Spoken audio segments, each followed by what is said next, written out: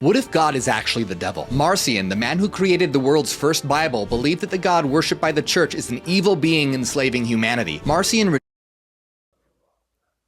Well, first, there's a problem with him creating the Bible, because first, he did not create the first Bible, in fact.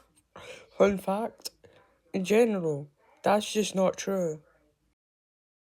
Marcion rejected the God he was taught to worship and saw him as a cruel deity who drowned the world and demanded blood sacrifices. He believed that the creator God was an evil entity who ruled the world with judgment and violence, keeping humanity in a state of submission. Marcion, however, saw Jesus as a messenger from a completely different God, a higher, loving God. So to distance Jesus from the evil creator God, Marcion compiled the world's first Christian canon, or Bible, excluding the Old Testament entirely because he believed it was about an evil God that was completely different from the higher, loving God that Jesus represented. Marcion's followers, known as Marcionites, embraced pacifism and equality for women. However, Marcion's teachings were declared heretical by the early Christian church, his followers persecuted, and his works burned. The idea that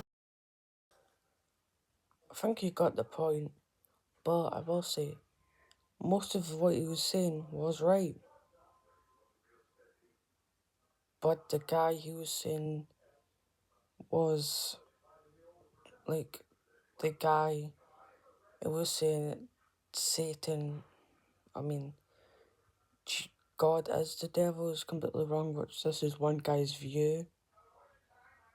And this guy is a guy that doesn't have the right views.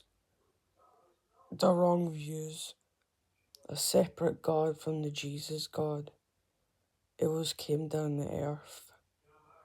He believes the whole God in human form thing. He just thinks as like another God.